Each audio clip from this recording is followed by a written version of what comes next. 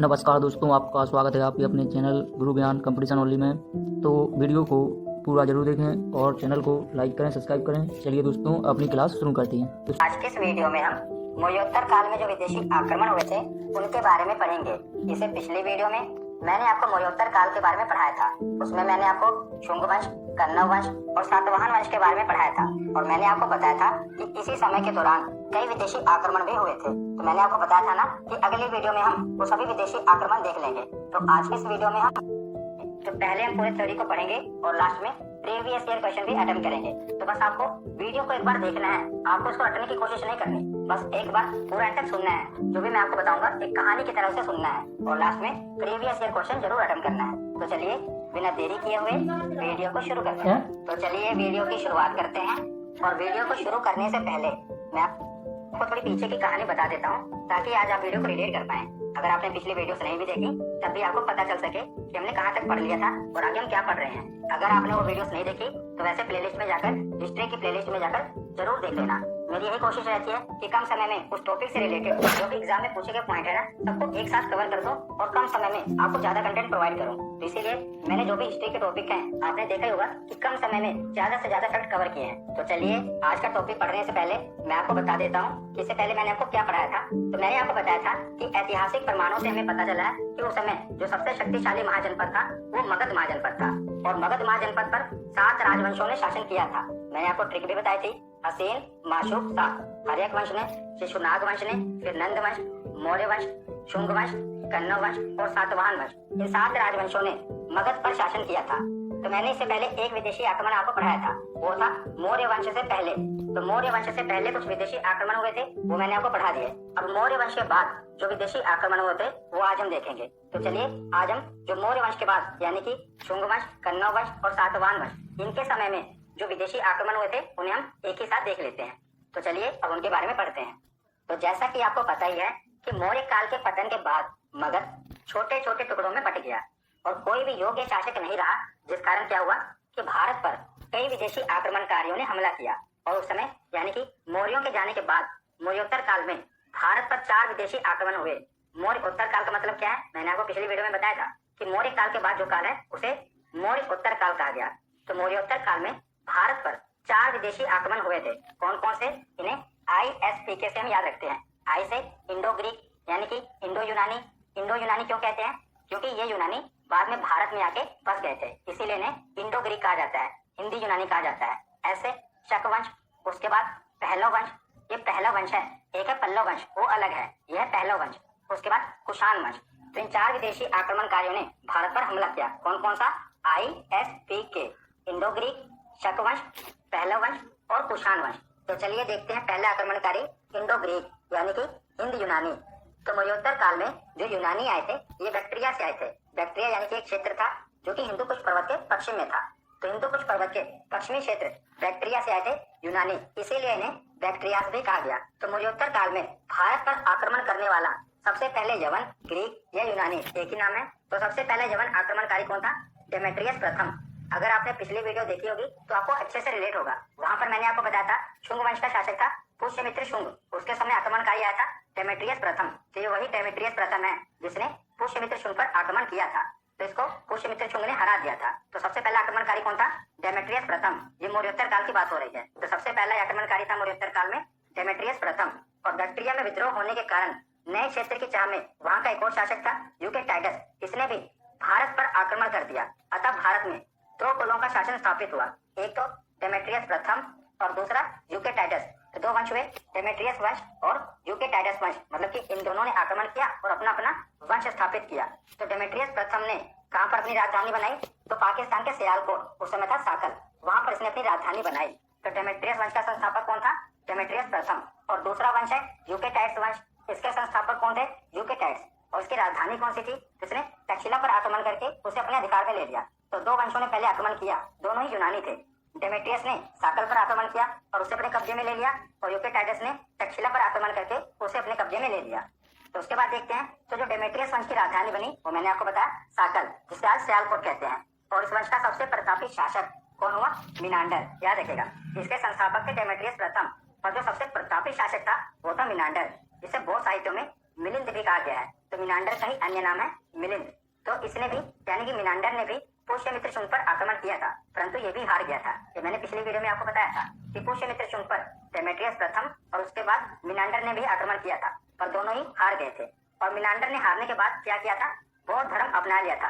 जो पहला यूनानी था जिसने बौद्ध धर्म अपनाया था। ये कई बार पूछा गया है कि कौन से यूनानी आक्रमणकारी ने भारत में आकर बौद्ध धर्म अपना लिया था, तो इसका नाम क्या था, मिनांडर, जिसे मिलिंद भी कहते हैं। तो इसके बारे में हमें पता कहाँ से चला है, तो बौद्ध ग्रंथ मिलिंद पन्नों से हमें पता चला है कि मिनांडर ने बौद्ध भिक्षु नागसेन के साथ वाद विवाद करने के बाद बौद्ध धर्म अपना लिया था। किससे शिक्षा ली थी, नागसेन से। और कहाँ से पता चला है, तो बौद्ध ग्रंथ मिलिंद पन्नों से पता चला है। तो डेमेट्रियस वंश के बारे में हमने पढ़ लिया। अब हम देखते हैं यूकेटाइडस वंश। तो यूकेटाइडस वंश की राजधानी तक्षशिला थी, जैसा कि हमने पीछे देखा। और इस वंश का सबसे प्रतापी शासक एंटियालकिड्स था। कौन, एंटियालकिड्स इस वंश का सबसे प्रतापी शासक था। संस्थापक कौन था, तो संस्थापक तो यूकेटाइडस था, पर जो सबसे प्रतापी शासक था वो एंटियालकिड्स था। तो एंटियालकिड्स ने क्या किया था, तो इसने शुंग शासक, उस समय शुंग शासक था भागभद्र, उसके दरबार में एक राजदूत भेजा था। राजदूत का नाम याद रखिएगा, हेलियोडोरस। क्या नाम था, हेलियोडोरस। इसको भेजा था एंटियालकिड्स ने, और इसने विदिशा में आकर गरुड़ स्तंभ स्थापित किया। इससे हमें यह पता चला कि जो हेलियोडोरस था इसने भागवत धर्म ग्रहण कर लिया था। तो कई बार एग्जाम में यह भी पूछा गया है कि किस विदेशी राजदूत ने भारत में आके भागवत धर्म को ग्रहण किया। हमने पीछे पढ़ा कि जो मिनांडर था उसने कौन सा धर्म अपनाया था, उसने बौद्ध धर्म अपनाया था, और हेलियोडोरस ने भागवत धर्म अपनाया था। इसका प्रमाण हमें कहाँ पर मिला है, तो विदिशा में इसने गरुड़ स्तंभ बनवाया था। कौन सा, गरुड़ स्तंभ, जो कि भगवान विष्णु की सवारी है ना गरुड़, उसका स्तंभ बनवाया था। जिससे हमें यह पता चला है कि जो हेलियोडोरस है ना, इसने भारत में आके भागवत धर्म को अपना लिया था। तो ये तो हमने पढ़ा यूनानी आक्रमणकारियों के बारे में। अब हम देखते हैं कि यूनानी आक्रमणकारियों के कारण भारत में प्रभाव क्या पड़ा। तो भारत में क्या क्या प्रभाव पड़ा वो देख लेते हैं। तो ज्योतिष के क्षेत्र में भारतीयों ने यूनानियों से बहुत कुछ सीखा। नक्षत्रों को देखकर भविष्य बताने की कला भी भारतीयों ने यूनानियों से ही सीखी है, याद रखिएगा। और सिक्के बनाने की कला भी भारतीयों ने किससे सीखी, यूनानियों से ही सीखी है। और यूनानियों ने ही सर्वप्रथम सोने के लिखे सिक्के चलाए थे। तो सोने के लिखे सिक्के किसने चलाए थे, सर्वप्रथम यूनानियों ने ही चलवाए थे, जिन पर एक और राजाओं की तथा दूसरी ओर देवता तथा अन्य चिन्हों की आकृति होती थी मुद्राओं पे। और यूनानियों पर भी भारत का प्रभाव पड़ा। ये तो हमने देख लिया कि यूनानियों का भारत पर क्या प्रभाव पड़ा। अब देखते हैं कि भारतीयों का यूनानियों पर क्या प्रभाव पड़ा। तो यूनानियों पर भी भारत का प्रभाव पड़ा। कई यूनानी राजाओं ने भारतीय धर्म को अपनाया। हेलियोडोरस नामक राजदूत ने भागवत धर्म, मिनांडर ने बौद्ध धर्म अपनाया, और तपस्या व योग की क्रियाएं भी यूनानियों ने भारत से ही सीखी हैं। तो भारत ने यूनानियों को तपस्या यानी कि मेडिटेशन और योग की क्रियाएं सिखाई। तो ये तो यूनानियों ने हमसे सीखा, और हमने उनसे ज्योतिष की विद्या और नक्षत्रों को देखकर भविष्य का पता कैसे लगाया जाता है, ये हमने यूनानियों से सीखा। तो यूनानी आक्रमण के बाद देखते हैं शक आक्रमण। तो यूनानियों के बाद मध्य एशिया के शकों ने भारत पर आक्रमण किया, और शक राजाओं को क्षत्रप कहा जाता था। याद रखिएगा, किनके राजाओं को क्षत्रप कहा जाता था, तो शक राजाओं को क्षत्रप कहा जाता था। और ये जो शक थे ये मध्य एशिया से आए थे, और भारत में आकर ये 5 जगहों पे यानी कि अलग अलग जगहों पर बसे थे। तो कहाँ कहाँ पर बसे थे, गांधार, तक्षशिला, मथुरा, उज्जैन और नासिक, इन 5 जगहों पर ये शक शासक आकर बसे थे। तो सबसे पहले देखते हैं तक्षशिला के शासक, यानी कि जो तक्षशिला का शक शासक था उससे हमें क्या याद रखना है। जो कांधार का शक शासक था इससे ज्यादा प्रश्न नहीं बनते, इतिहास में ज्यादा कुछ देखने को नहीं मिला है, इसीलिए कांधार वाले को आप छोड़ दीजिए। आपको ये पता होना चाहिए कि कांधार में आकर बसा था, पर कांधार के शासक से रिलेटेड आपको कुछ नहीं पढ़ना। तो देखते हैं तक्षशिला के शासक के बारे में। तो इस शाखा के शासक, उसका नाम था एजिलिसेस। क्या नाम था, एजिलिसेस। इसने सिक्कों पर भारतीय देवी लक्ष्मी का चित्र अंकित करवाया था। तो जितनी बार भी एग्जाम में पूछा गया ना, इससे यही प्रश्न बना है। इसीलिए मैंने जो एग्जाम में पूछे जाते हैं ना, वही सिर्फ एग्जाम ओरिएंटेड पॉइंट ही कवर किए हैं। वैसे पढ़ने का तो बहुत कुछ है, पर जो एग्जाम में पूछा जाता है, जो भी उससे प्रश्न बनते हैं, मैंने एनालाइज करके उन्हीं को ही कवर किया है। तो जो तक्षशिला का शासक था, इससे क्या पूछा जाता है, इसने क्या किया था, इसने अपनी मुद्राओं पर, सिक्कों पर भारतीय देवी लक्ष्मी का चित्र अंकित करवाया था, इसीलिए इंपॉर्टेंट है। किसने, एजिलिसेस ने, ये शक शासक था। उसके बाद देखते हैं मथुरा में शक शासक। हमने देखा था ना कि 5 जगहों पर आकर बसे थे। तो देखते हैं जो मथुरा में शक शासक आकर बसा था उससे क्या इंपॉर्टेंट है। तो 57 ईसा पूर्व उज्जैन के एक स्थानीय राजा ने मथुरा के शक शासक को पराजित कर दिया था और विक्रमादित्य की उपाधि धारण की थी। तो विक्रमादित्य एक उपाधि है जो कि राजा धारण करते थे। तो सबसे पहले उज्जैन के राजा ने ही धारण की थी, उसके बाद कई राजाओं ने विक्रमादित्य की उपाधि धारण की थी। तो 57 ईसा पूर्व उज्जैन के एक स्थानीय राजा थे, उसने मथुरा के शक शासक को पराजित कर दिया और विक्रमादित्य की उपाधि धारण की। तो इसी के उपलक्ष्य में उसने 57 ईसा पूर्व विक्रम संवत नामक कैलेंडर की शुरुआत की। यही इंपॉर्टेंट है। तो विक्रम संवत आपको पता है ना कैलेंडर के बारे में, तो इसकी शुरुआत कब हुई, 57 ईसा पूर्व हुई। क्यों हुई, मैंने आपको बता ही दिया कि उज्जैन के स्थानीय राजा थे, उसने शक को हरा दिया था। तो इसी के उपलक्ष्य में उन्होंने विक्रमादित्य की उपाधि धारण की और विक्रम संवत नामक कैलेंडर की शुरुआत की 57 ईसा पूर्व में। उसके बाद देखते हैं नासिक के शक शासक। तो इस शाखा का सबसे प्रसिद्ध शासक कौन था? नहपान। पिछले वीडियो में भी मैंने आपको बताया था नहपान के बारे में। तो नहपान ने 7 वाहनों से महाराष्ट्र में एक बड़ा भूभाग छीन लिया था। तो ये मध्य एशिया से आया था, उसने भारत में आकर महाराष्ट्र के एक बड़े क्षेत्र में 7 वाहनों को हरा दिया और बड़ा भूभाग छीन लिया। तो वहाँ पर इसने शासन शुरू कर दिया। परंतु क्या हुआ कि उसके बाद एक 7 वाहन शासक थे, उनका नाम था गौतमी पुत्र शातकर्णी। इन्होंने इसे पराजित कर दिया। तो किसने पराजित किया था? गौतमी पुत्र शातकर्णी। तो गौतमी पुत्र शातकर्णी के बारे में पिछले वीडियो में मैंने आपको बताया था। तो गौतमी पुत्र शातकर्णी ने किसे हराया था? नहपान को हराया था। तो इसके बारे में हमें पता कैसे चला है कि नहपान को इन्होंने हराया था? तो इसका प्रमाण हमें नासिक के जोगल थंबी से मिला है। वहाँ पर हमें 8000 चांदी के सिक्के लगभग मिले हैं और उन चांदी के सिक्कों में ये दर्शाया गया था कि जो गौतमी पुत्र शातकर्णी है उनके हाथों में तलवार है और जो नहपान है वो झुक कर बैठा हुआ है। इससे ये पता चला था कि गौतमी पुत्र शातकर्णी ने नहपान को हरा दिया था। और बौद्ध ग्रंथों से भी हमें ये पता चला है कि गौतमी पुत्र शातकर्णी ने नहपान को हरा दिया था और चांदी के सिक्कों से तो ये साबित हो गया था। तो चलिए आगे देखते हैं। उसके बाद देखते हैं उज्जैन के शक शासक। तो सबसे प्रतापी शक शासक उज्जैन का रुद्रदामन था। तो जितने भी शक शासक थे उनमें सबसे प्रतापी कौन था? रुद्रदामन। रुद्रदामन की उपलब्धियों का वर्णन गुजरात के जूनागढ़ अभिलेख से देखने को मिला है। तो गुजरात से हमें मिला है जूनागढ़ अभिलेख, वहां से हमें रुद्रदामन की उपलब्धियां पता चली हैं। और ये जो अभिलेख है जूनागढ़ अभिलेख, इसकी खासियत क्या है? ये संस्कृत भाषा में लिखा गया प्रथम अभिलेख है। तो कई बार एग्जाम में पूछा गया है कि संस्कृत भाषा में लिखा गया प्रथम अभिलेख कौन सा है? तो वो है जूनागढ़ अभिलेख, जो कि हमें गुजरात से मिला है। तो इस अभिलेख से हमें ये पता चला है कि गुजरात के सौराष्ट्र वाले हिस्से में एक झील थी, सुदर्शन झील, जिसे किसने बनवाया था? जिसे चंद्रगुप्त मौर्य ने बनाया था। तो इसे जूनागढ़ अभिलेख से हमें ये पता चला है कि चंद्रगुप्त मौर्य का शासन यानी कि उसके साम्राज्य का विस्तार गुजरात तक था। तो उसने सुदर्शन झील बनवाई थी, जिसका पुनर्निर्माण रुद्रदामन ने करवाया। ये झील तो चंद्रगुप्त मौर्य ने बनवाई थी, पर इसका जो पुनर्निर्माण था यानी कि दोबारा निर्माण करवाया था वो रुद्रदामन ने करवाया था। ये हमें अभिलेख से पता चला है। और इस वंश का अंतिम शासक कौन हुआ? तो रुद्र सिंह तृतीय था, जिसे बाद में गुप्त शासक चंद्रगुप्त तृतीय ने पराजित कर दिया था और विक्रमादित्य की उपाधि धारण की थी। तो जो हम विक्रमादित्य के बारे में पढ़ते हैं वो चंद्रगुप्त द्वितीय है, पर ये विक्रमादित्य जो है एक उपाधि है जो एक राजा शक्तिशाली राजा को हराने के बाद धारण करता था। तो विक्रमादित्य क्या है? एक उपाधि है। चंद्रगुप्त तृतीय ने अंतिम शासक रुद्र सिंह तृतीय को हराया था, तब उन्होंने भी विक्रमादित्य की उपाधि धारण की थी। तो यहाँ पर हमने शक आक्रमणकारियों के बारे में भी पढ़ लिया। अब हम आगे देखते हैं। तो उसके बाद देखते हैं पहला वंश। तो पहला वंश से ज्यादा कुछ खास नहीं बनता, बस आप इतना याद रख लेना कि सबसे पहले यूनानी आक्रमणकारियों ने हमला किया, दूसरे नंबर पर शक आक्रमणकारी आए, तीसरे नंबर पर पहला वंश का शासन रहा। तो पहलो भी मध्य एशिया में ईरान से आए थे और भारत में इस वंश का प्रथम शासक मिथ्रिडेटस था। कौन? मिथ्रिडेटस। जबकि सबसे महत्वपूर्ण शासक कौन था? तो वो था गोंडोफर्नीस। ये सबसे प्रतापी शासक था पहला वंश का। गोंडोफर्नीस ने ही तक्षशिला को अपनी राजधानी बनाया था। तो गोंडोफर्नीस के बारे में हमें कैसे पता चला है? तो इसके शासनकाल की जानकारी तख्ते बही नामक अभिलेख से, जो कि पेशावर में और पाकिस्तान में, वहाँ के अभिलेख से पता चला है। तख्ते बही अभिलेख से हमें गोंडोफर्नीस के शासनकाल के बारे में जानकारी मिली है। तो पहला वंश से इम्पोर्टेंट क्या बनता है? तो इससे ये इम्पोर्टेंट बनता है कि इसी के शासनकाल में ईसाई धर्म प्रचारक सेंट थॉमस भारत आया था। तो ये भारत में आने वाला पहला ईसाई धर्म प्रचारक था। तो भारत में ईसाई धर्म की शुरुआत यानी कि सबसे पहले ईसाई धर्म का प्रचारक कौन था? Saint Thomas. तो ये कब आया था? तो गोंडोफर्नीस के शासनकाल में ही भारत में सबसे पहली बार ईसाई धर्म प्रचारक सेंट थॉमस भारत आया था। तो उसके बाद आखिरी और चौथा वंश देखते हैं, कुषाण वंश। वेरी वेरी इंपॉर्टेंट, बहुत इंपॉर्टेंट है, ध्यान से सुनिएगा। तो कुषाण मध्य एशिया में पश्चिमी चीन के यूची जाति के लोग थे। कौन से जाति के? यूची जाति के। एक कबीला था यूची जाति का, वहाँ के ये रहने वाले थे, जो कि लगभग 165 ईसा पूर्व में पश्चिमी चीन से खदेड़े जाने के बाद इनकी एक शाखा अफगानिस्तान चली गई और दूसरी शाखा तिब्बत में आ बसी। तो इसे दूसरी शाखा ने भारत पर आक्रमण कर दिया था, तिब्बत वाली शाखा ने। तो कुषाण वंश का संस्थापक कौन है?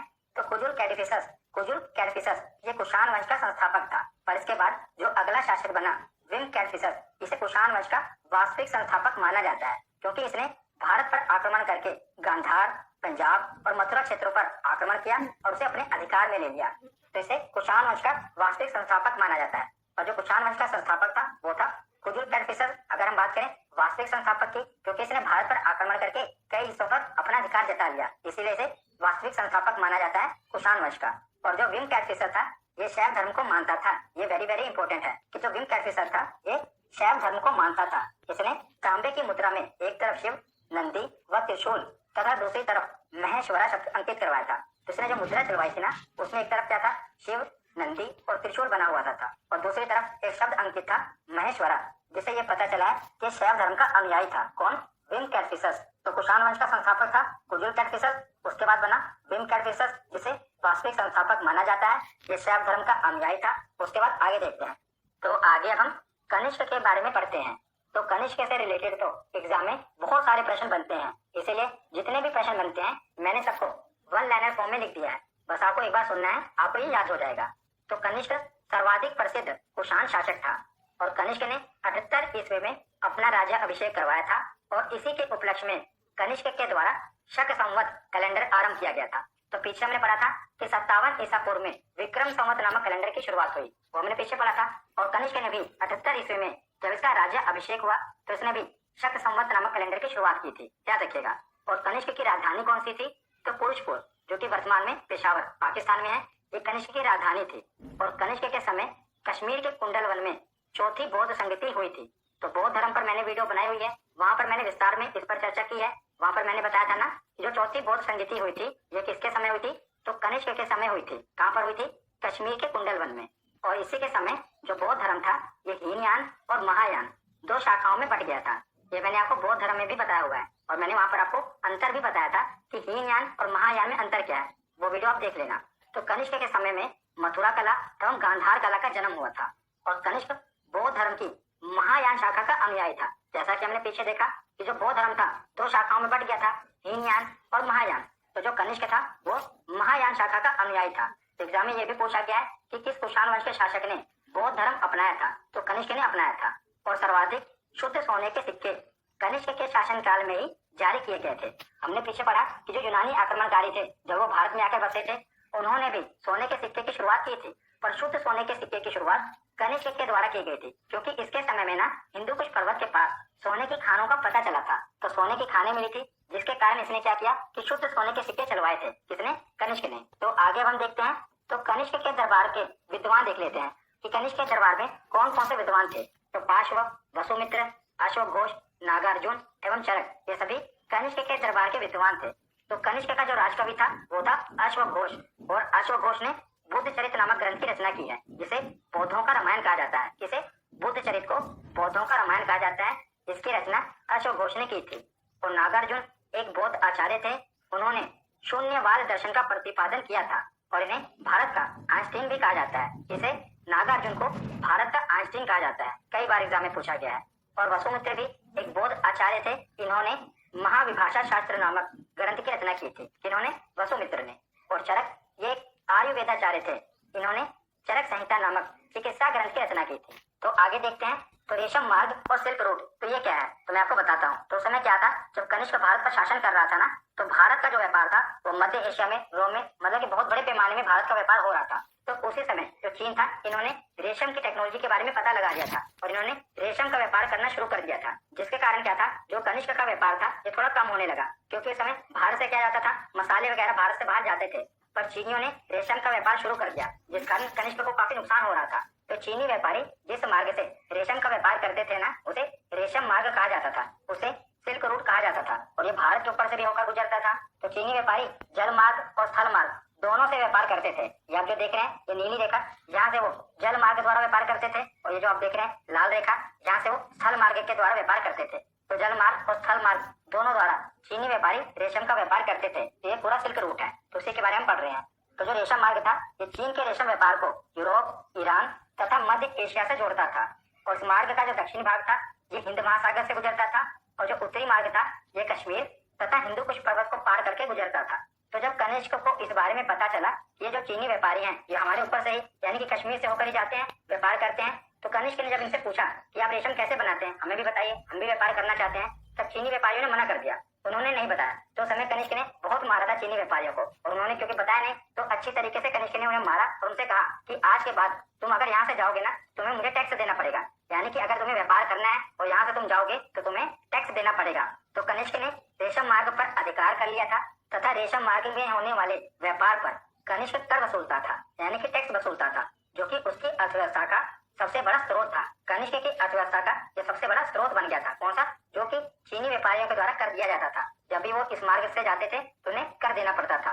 तो ये कई बार पूछा गया है कि किस भारतीय शासक ने सबसे पहले रेशम मार्ग पर अधिकार कर लिया था, तो कनिष्क ने अधिकार किया था। तो उसके बाद आगे देखते हैं, तो कनिष्क की मृत्यु के बाद इसके उत्तराधिकारी योग्य नहीं थे, जिस कारण इसके छोटे छोटे सामंत अलग होने लगे और इस वंश का अंतिम शासक के रूप में वासुदेव की चर्चा मिलती है और इस वंश के सामंतों ने आगे चलकर गुप्त वंश की स्थापना कर दी। तो आगे हम गुप्त साम्राज्य के बारे में पढ़ेंगे। तो यहाँ हमने देखा कि कनिष्क की मृत्यु हो गई, उसके बाद इनका कोई योग्य शासक नहीं रहा जो कि इनके वंश को चला पाए। तो आगे छोटे छोटे सामंत बन गए और उन्हीं सामंतों में से गुप्त साम्राज्य की स्थापना हुई। तो यहाँ पर हमारा थ्योरी सेक्शन कंप्लीट होता है। अब हम प्रीवियस ईयर क्वेश्चन देखते हैं। तो पहला प्रश्न है कि निम्नलिखित में से वह महानतम कुषाण नेता कौन था जो बौद्ध बन गया था। तो बताइए कौन सा कुषाण नेता था जो बौद्ध बन गया था। तो इसका सही जवाब क्या होगा? Option C, Kanishka. अगला प्रश्न है कि कनिष्क की राजधानी कौन सी थी। तो बताइए कनिष्क की राजधानी कौन सी थी। तो इसका सही जवाब क्या होगा? Option A, Purushapura. अगला प्रश्न है कि शक संवत का प्रारंभ किस सम्राट के शासनकाल में 78 ईस्वी में हुआ था। तो बताइए शक संवत की शुरुआत कब हुई थी। तो जब कनिष्क का राज्य अभिषेक हुआ था तब शुरुआत हुई थी। तो ऑप्शन बी इसका सही जवाब होगा। अगला प्रश्न है कि प्राचीन भारत में निम्न में से किस एक ने नियमित रूप से सोने के सिक्के चलवाए थे। तो मैंने आपको बताया था, बताइए किसने सोने के सिक्के चलवाए थे। तो कनिष्क ने चलवाए थे। किस वंश का शासक था ये? कुषाण वंश का शासक था।